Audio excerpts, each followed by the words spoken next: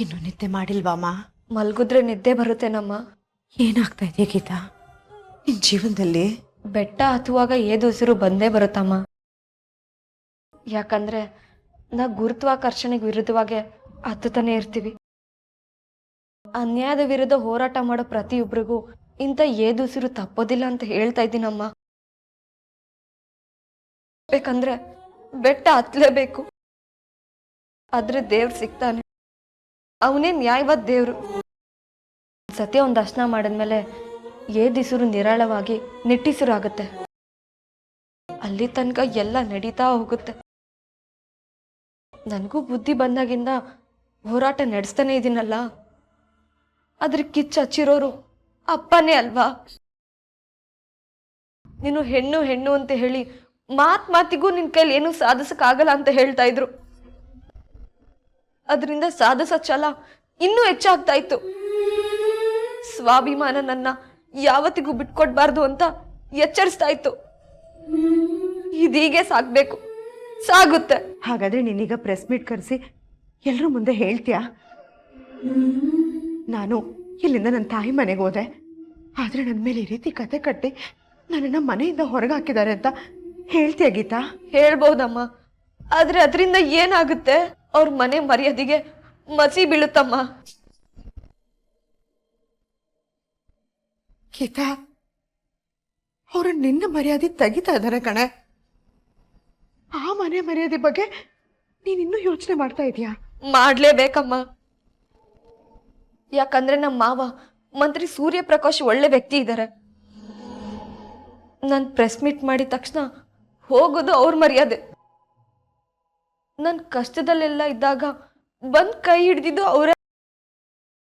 ಬ್ಯಾಂಕ್ನವರು ಮನೆ ಜಪ್ತಿ ಮಾಡಿದಾಗ, ಈ ನಮ್ ಕುಟುಂಬ ಬೀದಿಗೆ ಬಿದ್ದಾಗ ಬಂದ್ ಕೈ ಹಿಡ್ದಿದ್ದು ಅವರೇ ಅಮ್ಮ. ವಿಜಿ ಕೈಲಿ ಸಾರಿ ಕೇಳಿಸಿದ್ದು ಅವರೇ. ನಾನು ಆ ಮನೆಗೆ ಹೋದಾಗ ಸೊಸೆ ಅಂತ ಒಪ್ಕೊಂಡಿದ್ದು ಅವರೇ.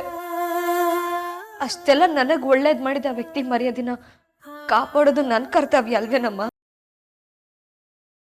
ಮಗ ಮಾಡ್ತಿರೋ ತಪ್ಪಿಗೆ ಅಪ್ಪ ಯಾಕಮ್ಮ ಶಿಕ್ಷೆ ಅನ್ಭವಿಸ್ಬೇಕು? ಶಿಕ್ಷೆ ಅನ್ಭವಿಸಿರೋ ಹಕ್ಕಿರೋದು ತಪ್ಪು ಮಾಡಿದವ್ರಿಗೆ ಮಾತ್ರ.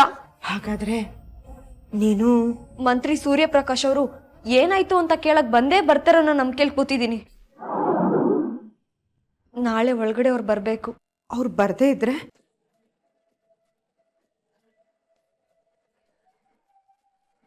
ನಾಳೆ ಬೆಳಗಾಗ್ಲಮ್ಮ. ಆದ್ರೆ ನಂಗೆ ಬೇಜಾರಾಗ್ತಿರೋದು ಬೇರೆ ವಿಷಯಕ್ಕಮ್ಮ. ಅಪ್ಪ ಬದ್ಲಾಗ್ಬಿಟ್ರು ಅನ್ನೋ ಸಂತೋಷ ಇತ್ತು. ನನ್ನ ಹೊಗಳಿ ಇಂಥ ಮಗಳಿಗೆ ಜನ್ಮ ಕೊಟ್ಟಿದ್ದು ನನಗೆ ಹೆಮ್ಮೆ ಆಗ್ತಿದೆ ಅಂದಾಗ ಇಡೀ ಜೀವನನೇ ಗೆದ್ಬಿಟ್ಟೆ ಅಮ್ಮ. ಇದು ನಿಜವಾದ ಸಾಧನೆ ಅಂತ ಮನ್ಸ್ ಬೀಗ್ತಾ ಇತ್ತು. ಆದ್ರೆ ಟಿವಿಲಿ ವಿಜಿ ಪ್ರೆಸ್ ಮೀಟ್ ನೋಡಿದ ತಕ್ಷಣ ಅಪ್ಪ ಮತ್ತೆ ಬೇರೆ ರೂಪ ತೋರಿಸಿದ್ರು. ಯಾಕಮ್ಮ ಹೀಗೆ? ನಿಮ್ಮಪ್ಪ ಹಾಗೆ ಕಣೆ ಗೀತಾ. ಸ್ವಾರ್ಥ ಅನ್ನೋದು ಬದುಕಿನ ಅರ್ಥನೇ ಕಿತ್ಕೊಂಡ್ಬಿಡುತ್ತೆ ಕಣೆ. ಎಷ್ಟೋ ಸತಿ ಬದಲಾಗ್ದಿರೋ ವಿಜಿ ದ್ವೇಷ ಕೂಡ ನನಗಿಷ್ಟ ಆಗ್ಬಿಡುತ್ತಮ್ಮ. ಯಾಕಂದ್ರೆ ಅವನ್ ದ್ವೇಷ ಬದಲಾಗಿಲ್ಲ, ಆದ್ರೆ ಬದಲಾಗೋ ಅಪ್ಪನ ಪ್ರೀತಿ ಬೇಜಾರು ಮಾಡಿಸ್ಬಿಡ್ತಮ್ಮ.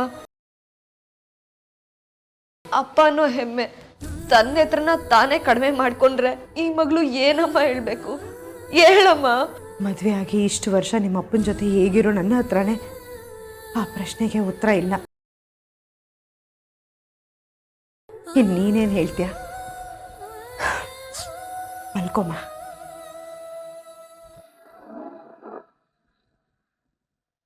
ನಿನ್ ತೊಡೆ ಮೇಲೆ ಮಲ್ಕೊಳ್ಳ.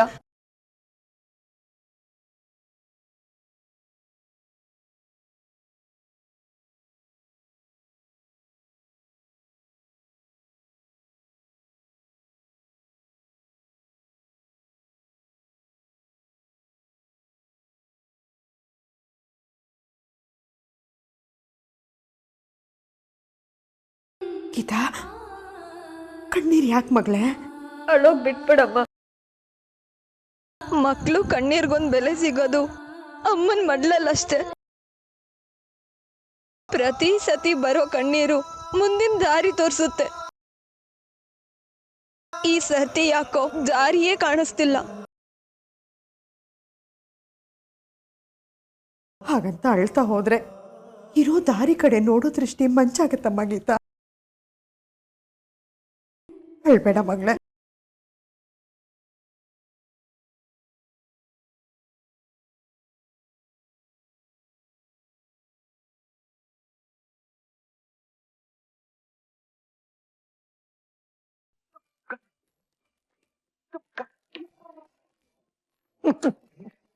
ಸೂಪರ್ ತಂಗಿಯವ್ವ, ಫ್ಯಾಂಟಾಸ್ಟಿಕ್, ಮೈಂಡ್ ಬ್ಲೋಯಿಂಗ್, ಎಕ್ಸ್ಟ್ರಾರ್ಡಿನರಿ. ಅಂತೂ ನೀನು ಅಂದ್ಕೊಂಡಿದ್ದನ್ನ ಸಾಧಿಸ್ಬಿಟ್ಟೆ ಕೊನೆಗೂ. ಯಾವ್ದನ್ನ? ಅದೇ ಆ ಗೀತಾ ಮನೆ ಬಿಟ್ಟು ಹೋಗೋದನ್ನ. ನಿನ್ನ ಬೋಳ್ತಲೆ ಗುರುಜಿ ಹೇಳಿದ್ರಲ್ಲ, ಗೀತಾಳಿಂದ ಭಾರಿ ಅಪಾಯ ಇದೆ ಅಂತ. ಇನ್ನು ಮುಂದಕ್ಕೆ ಅವಳಿಂದೇನು ಅಪಾಯವಿಲ್ಲ. ಕೊನೆಗೂ ಛಲ ಬಿಡದೆ ಒಂದರ ಹಿಂದೆ ಒಂದು ಕಾಟ ಕೊಟ್ಟು ಕೊಟ್ಟು ಕೊಟ್ಟು ಅವಳನ್ನ ಈ ಮನೆಯಿಂದ ಓಡಿಸ್ಬಿಟ್ಟೆ. ಹೌದಣ್ಣ, ನಾಳೆಯಿಂದ ನನ್ನ ನಿಜವಾದ ಪಯಣ ಶುರು. ನಾನು ಈ ಮನೆಗೆ ಯಾಕೆ ಬಂದಿದ್ದೆ, ನಾನಿಲ್ಲಿ ಸಾಧಿಸ್ಬೇಕಾಗಿರೋದು ಏನು, ನಾಳೆಯಿಂದ ಅದ್ರ ಕಡೆ ಕೆಲ್ಸಗಳೆಲ್ಲ ನಡೀತಾ ಹೋಗ್ಬೇಕು. ನಿಜ ತಂಗ್ಯವ, ಇದುವರೆಗೆ ನಿನ್ನ ಜೀವನದಲ್ಲಿ ನೀನು ಇಡೋ ಹೆಜ್ಜೆಗಳಿಗೆಲ್ಲ ಅವಳೊಂದು ಅಡ್ಡಿಯಾಗಿದ್ಲು. ಇನ್ನು ಮುಂದಕ್ಕವಳಿಲ್ಲ. ಆ ಗೀತಾಳಿಂದ ನಿನಗೆ ಅಪಾಯ ಇದೆ ಅಂತ ನಿನ್ನ ಗುರೂಜಿ ಹೇಳಿದ್ದಕ್ಕೆ ಸರಿಯಾಗಿ ಪ್ರತಿಸ್ಪಂದಿಸಿದ ನಿನ್ನ ಮಗರಾಯ ಆ ಗೀತಾಳನ್ನ ಗೆದ್ದು ಅವಳಿಗೆ ಒದ್ದು ಈ ಮನೆಯಿಂದ ಓಡಿಸಿದ್ದಾಯ್ತು. ಆದ್ರೆ ಅವನ ಗೆಲುವಿನ ಅರ್ಥನೇ ಬೇರೆ, ನನ್ನ ಗೆಲುವಿನ ಔಚಿತ್ಯನೇ ಬೇರೆ. ಅದಕ್ಕೆ ಬೆಂಬಲ ಕೊಟ್ಟಿದ್ದು ನಿನ್ನ ಹಠ ತಂಗ್ಯವ್ವ. ಇನ್ನು ಮುಂದಕ್ಕೆ ಇನ್ನು ಒಂದು ವಿಚಾರದಲ್ಲಿ ತುಂಬಾ ಎಚ್ಚರಿಕೆಯಿಂದಿರಬೇಕು. ಯಾವ ಕಾರಣಕ್ಕೂ ಆ ಗೀತಾ ನಮ್ಮ ಮನೆಯೊಳಗಡೆ ಕಾಲಿಡಬಾರದು. 100%. ಇನ್ನ ಗೀತಾ ಈ ಮನೆಗೆ ಬರೋದಿಲ್ಲ, ಬಂದು ಒಕ್ಕರ್ಸ್ಕೊಳ್ಳೋದಕ್ಕೂ ಸಾಧ್ಯ ಇಲ್ಲ. ನೀನ್ ಅವಳ ವಿಷಯ ಬಿಟ್ಬಿಡು. ಬಿಟ್ಟೆ. ಯಾವ ಮೀಡಿಯಾ ಮುಂದೆ ಅವಳು ಈ ಮನೆ ಸೊಸೆ ಅನ್ನೋದು ಅನಿವಾರ್ಯವಾಗಿ ಅನೌನ್ಸ್ ಆಗಿತ್ತೋ, ಇವತ್ತು ಅದೇ ಮೀಡಿಯಾ ಮುಂದೆ ಅವಳು ಮನೆ ಬಿಟ್ಟು ಹೋದವಳು ಅನ್ನೋದು ಅನೌನ್ಸ್ ಆಗಿದೆ. ಊರಿಗೆಲ್ಲ ಸಂದೇಶನ ಬ್ರೇಕಿಂಗ್ ನ್ಯೂಸ್ ತರ ಪ್ರಚಾರ ಮಾಡಾಗಿದೆಯಲ್ಲ ತಂಗಿಯವ್ವ. ಕರುಣೆಗೆ ಕರಗ್ ಹೋಗೋ ನನ್ನ ಗಂಡನ್ ಕೂಡ ಭಾವನೆಯ ಹಗ್ಗದಲ್ಲಿ ಬಿಗಿಯಾಗಿ ಕಟ್ ಹಾಕಾಗಿದೆ. ಅಂದ್ರೆ ಭಾವಜಿನ ಬಾಯಿ ಮುಚ್ಚಾಗಿದೆ. ಇನ್ನು ಗೀತಾ ಚಾಪ್ಟರ್ ಕ್ಲೋಸ್. ಇನ್ನು ಅವಳಿಗೆ ಈ ಮನೆ ಒಳಗಡೆ ಎಂಟ್ರಿ ಇಲ್ಲ.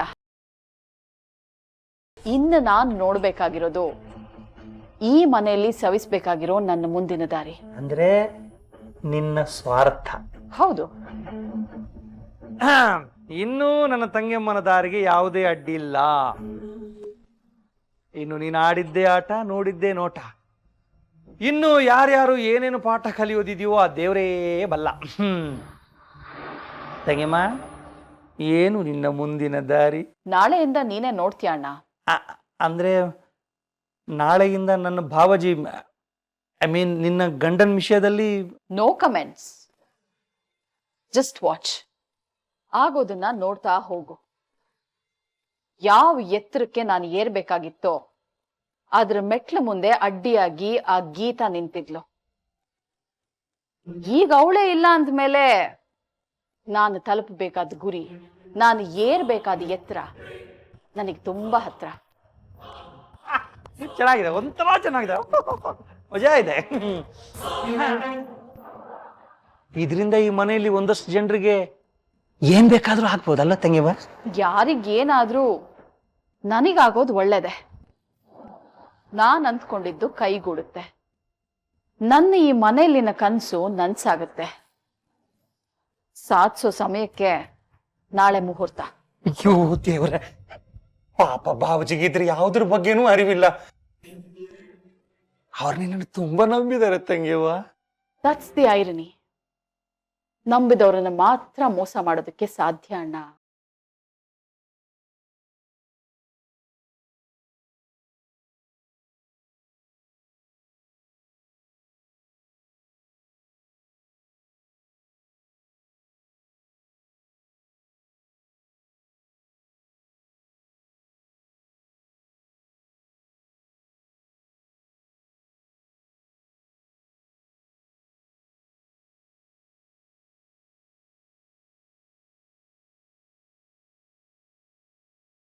ರೀ, ಯಾಕ್ರಿ ಮನೆ ಬಾಗ್ಲಲ್ಲಿ ಕೂತಿದ್ದೀರಾ?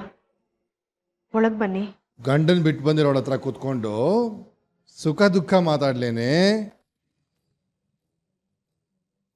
ಇಷ್ಟಕ್ಕೂ ನಿನ್ನ ಮಗಳು ನಿನ್ನೆ ಅನೌನ್ಸ್ ಮಾಡಿದ್ಲಲ್ಲೇ ದೇವ್ರಂತ ಅವ್ರ ಮಾವ ಬಂದು ಕರ್ಕೊಂಡು ಹೋಗ್ತಾರೆ ಅಂತ.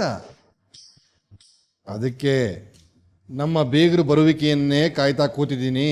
ಸ್ವಾಗತ ಮಾಡ್ಬೇಕಲ್ಲೇ.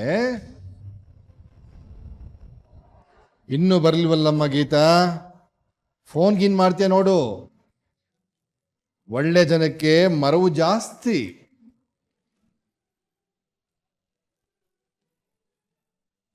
ನಮಸ್ಕಾರ ಶ್ರೀನಿವಾಸು, ಹೇಗಿದ್ಯಾ?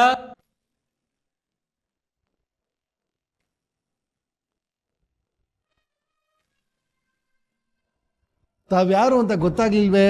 ಬಸವರಾಜು, ಒಟ್ಟಿಗೆ ಬಂಡಿರೆಡ್ಡಿ ಸರ್ಕಲ್ ಟೀ ಕುಡಿತಿದ್ವಲ್ಲ. ಓಹೋ, ಹಳೇ ಗೆಳತನ ಮರ್ತೋಗಿತ್ತು ಕಣೀಯ. ನನಗೆ ನೆನಪಿತ್ ಬಿಡು. ಹೇಗೂ ಮನೆ ತನಕ ಬಂದಿದ್ದೀಯ, ಬಾ ಒಳಗೆ. ಪರವಾಗಿಲ್ಲ ಶ್ರೀನಿವಾಸು, ನಿನ್ನೆ ನಿನ್ನ ಮಗಳ ಸುದ್ದಿ ನ್ಯೂಸಲ್ಲಿ ನೋಡಿನಪ್ಪ.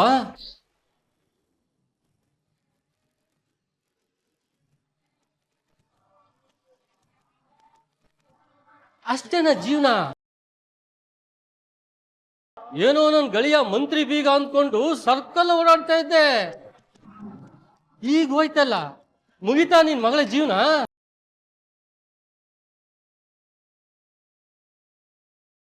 ಪಾಪ ನೀನು ದೊಡ್ಡವ್ರ ಮನೆ ಸಂಬಂಧ ಸಿಕ್ತು ಅಂತ ಚೂರ್ ಮೆರೆದೆ ನೋಡು. ಮೆರೆದಿದ್ದಕ್ಕೇನಾಯ್ತು? ಬಣ್ಣದ ತಗಡಿನ ತುತ್ತೂರಿ ಕತೆ ಆಯ್ತು. ಆಯ್ತು ಬಿಡೋ ಬಸವರಾಜ, ನಮ್ ಕತೆ ನನ್ಗೆ, ನಿನ್ ಕೆಲ್ಸ ನೀನ್ ನೋಡ್ಕೋ ಹೋಗು. ಇಲ್ಲ, ನನಗೆ ಬೇರೆ ಏನು ಕೆಲಸ ಇಲ್ಲ. ನಿನ್ನ ಹತ್ರ ಮಾತಾಡ್ಕೊಂಡು ಹೋಗೋಣ ಅಂತ ಆಟೋಗೆ 100 ರೂಪಾಯಿ ಕೊಟ್ಟು ಬಂದಿದ್ದೀನಿ. ಇನ್ನು ನಿನ್ ಮಗಳಿಗೆ ಬೇರೆ ಗಂಡು ಎಲ್ಲಿ ಸಿಗ್ತಾರೆ ಶ್ರೀನಿವಾಸ?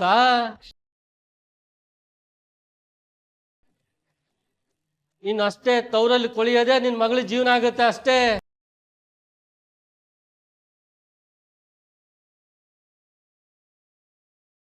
ಏನೇ ಹೇಳು, 3 ದಿವಸಕ್ಕೆ ಜಗಳ ಆಡ್ಕೊಂಡು ಬರೋ ಬುದ್ಧಿ ನಿನ್ ಮಗಳು ಬರಬಾರ್ದಾಗಿತ್ತು.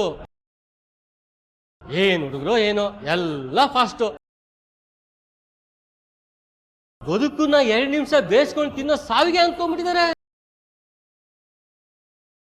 ನಿನ್ ಮಗಳನ್ನ ನೀನ್ ನೆಟ್ಟಿಗೆ ಬೆಳೆಸಲಿಲ್ಲ ಬಿಡು. ಬಸವರಾಜ, ನಿನಗೆ ಬೇಜಾರಾಗುತ್ತಂತ ಗೊತ್ತಪ್ಪ. ಹಾಗಂತ ಇರೋದನ್ನ ಇದ್ದ ಹಾಗೆ ಒಬ್ಬ ಗೆಳೆಯ ತಾನು ಹೇಳಕ್ ಸಾಧ್ಯ? ಹೇಳು ಅಂತ ನಾನೆಲ್ಲೋ ಕೇಳಿದೆ.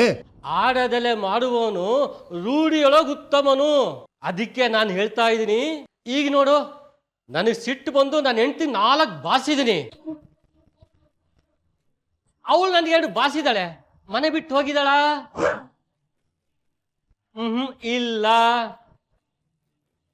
ನನ್ನ ಮಾತು ಕೇಳು, ದೊಡ್ಡೋರ್ ಮನೆ ಸಂಬಂಧ ಬಿಟ್ರೆ ನಿನಗೆ ಲಾಸು. ನೀನು ಮಗಳು ಬುದ್ಧಿ ಹೇಳು, ಅತ್ತೆ ಮನೆ ಬಿಟ್ಟು ತವರಿ ಬಂದ್ರೆ ಪ್ರಯೋಜನ ಇಲ್ಲ ಅಂತ. ಅಡ್ಜಸ್ಟ್ ಆಗಿ ಅಲ್ಲೇ ಇದ್ರೆ ಆದಾಯ, ಘನತೆ, ಗೌರವ. ಆಳೋ ಜಾಗದಲ್ಲಿ ಎಷ್ಟು ಹಾಳು ಮಾಡ್ಕೊಂಬಂದ್ರೆ ಹೇಗೋ? ನಿನ್ನ ಮಗಳಿಗೆ ಕೊಬ್ಬು ಕಮ್ಮಿ ಮಾಡ್ಕೊಂಡು ಬದುಕಕ್ಕೆ ಹೇಳು.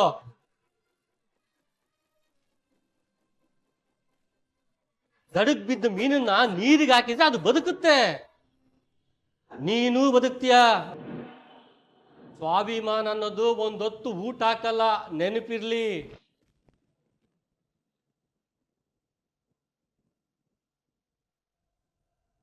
ಬರ್ತೀನಿ.